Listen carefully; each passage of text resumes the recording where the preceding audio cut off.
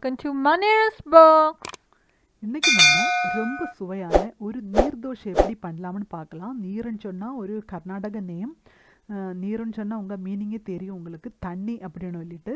அதாவது இதோட பேட்ரு தண்ணி மாதிரியே நல்ல லூஸாக இருக்கும். அப்போ அதனால தான் தண்ணி நீர் தோசை அப்படின்னு சொல்கிறாங்க. பின்ன டிஷ்யூ பேப்பர் தோசைன்னு கூட சொல்லுவாங்க. அதாவது டிஷ்யூ பேப்பர் மாதிரியே இது நல்ல தின்னாக சாஃப்டாக இருக்கும். அதனால தான் அப்படி சொல்கிறது. இதுக்கு அதிகமான இன்க்ரீடியன்ட்ஸ் ஒன்றும் வேண்டாம். கொஞ்சம் ரைஸும் கோகனட்டும் மட்டுமே போதும். இப்போ நமக்கு இப்போ 1 கப் பச்சரிசி எடுத்துருக்கிறேன், சோக் பண்ணி வச்சது. 2-3 மணி ஹவர்ஸு நீங்கள் சோக் பண்ணி வச்சுடுங்க. இப்போ பச்சரிசிக்கு பதிலாக உங்களுக்கு வேணும்னா பொன்னி அரிசியோ அல்லது இட்லி ரைஸோ வேணும்னா கூட எடுக்கலாம். அப்போ இந்த அரிசியில் ஏதாவது எடுக்கலாம். நீங்கள் நல்லா சோக் பண்ணிவிட்டு அந்த சேம் கப்பில் ஒரு 1/2 கப் தேங்காய் எடுக்கலாம். இதுக்கு மெஷர்மெண்ட் கப்பு கரெக்டாக இருக்கணும் அப்படின்னு தேவையில்லை. எந்த கப்பில் எடுக்கிறீங்களோ அதிலே நெக்ஸ்ட்டு அளவுகள் எடுக்கலாம்.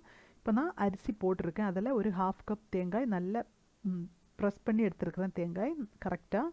இதுக்கு 3 கப் தண்ணி எடுத்து செப்பரேட்டாக வச்சுட்டு எல்லாம் ஊற்ற வேண்டாம், தேவைக்கு கொஞ்சோண்டு விட்டு அரைச்சா போதும். அதாவது நம்ம பேட்ரு நல்ல ஃபைன் பேஸ்ட்டாக அரையணும். அதனால் நீங்கள் அதிகமாக தண்ணி விட்டாச்சுன்னா நல்லா அரையாது. அப்போ அதனால் தேவைக்கு கொஞ்சம் தண்ணி விட்டு அரைச்சிட்டு வந்தாலே போதும். எல்லாம் நமக்கு ஒரு பவுலில் மாற்றிட்டு எக்ஸ்ட்ராவாக உள்ள தண்ணி கூட அந்த ஜாரெல்லாம் வாஷ் பண்ணி நமக்கு ஊற்றலாம். அதாவது கரெக்டாக அந்த 3 கப்பும் நான் இதில் யூஸ் பண்ணியிருக்கிறேன். அரைக்கிறதுக்கும் எக்ஸ்ட்ராவாக ஊற்றுறதுக்கும் எல்லாமே சேர்த்து கம்ப்ளீட்டாக தண்ணி எடுத்துருக்கிறேன். இப்போ நம்ம பேட்டரி இது மாதிரி தான் இருக்கும், நல்ல தின்னாக நல்ல லூஸாக இருக்குது. அதாவது மோர் மாதிரி இருக்கும், மோர் எப்படி இருக்கும் அது மாதிரி தான் இருக்கும் கன்சிஸ்டன்சி.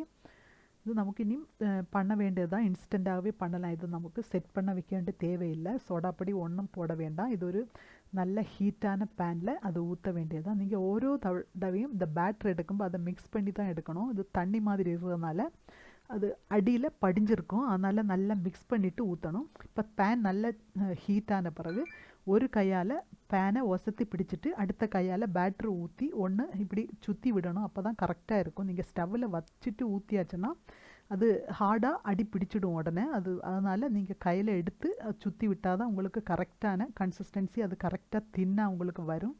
அதனால் அதே நீங்கள் ஃபாலோ பண்ணுங்கள்.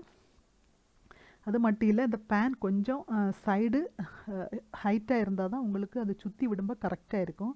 இப்போ தோசை தவா எடுக்கிறதா இருந்தால் கூட கொஞ்சம் ஹைட்டான தோசை தவா எடுத்தாச்சுன்னா கரெக்டாக இருக்கும். ஃப்ளாட்டான தோசை தவானா அது வெளியே வலிஞ்சு போகும் நீங்கள் இப்படி சுற்றி விடும்போது. அதனால் ஹைட்டானதே எடுத்துடுங்க. இப்போ இது மாதிரி பெரிய பேன் இல்லைன்னா இதே சேம் டைப்பில் இது மாதிரி சின்ன பேன் கூட எடுக்கலாம், உங்களுக்கு கரெக்டாக இருக்கும்.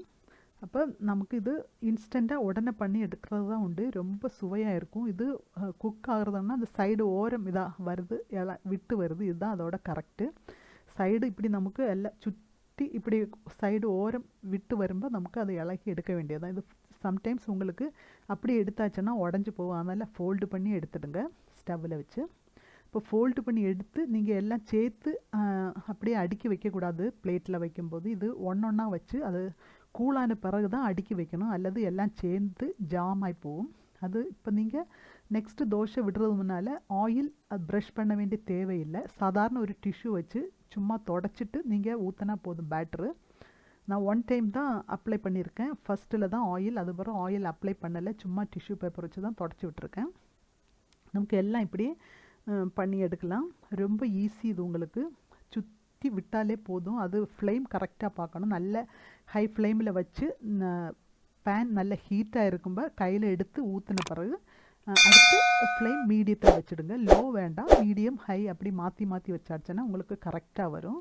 நமக்கு இது செட் பண்ண வைக்க வேண்டிய தேவையில்லை. இது பேலன்ஸ் மாவு வந்தால் கூட நீங்கள் ஃப்ரிட்ஜில் வச்சுட்டு நெக்ஸ்ட்டு நீங்கள் எடுத்து அதை பண்ணலாம், நல்ல பர்ஃபெக்டாக வரும். நான் இப்போ டின்னருக்கு தான் எடுக்கிறேன்.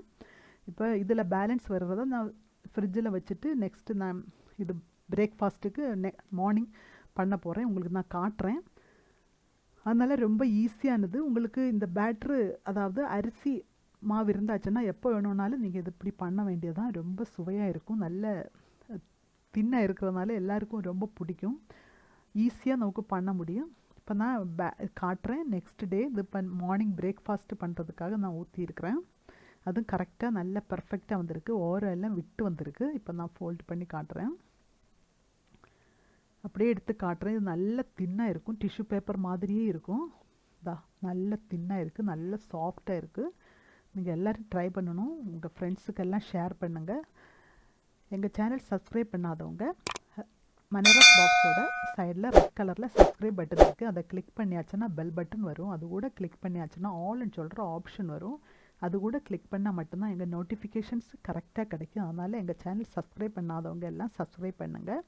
ரொம்ப சுவையான இன்ஸ்டண்ட்டாக பண்ணுற நீர் தோசை எல்லோரும் ட்ரை பண்ணணும். ஷேர் பண்ணுங்கள், கமெண்ட் பண்ணுங்கள். தேங்க்யூ.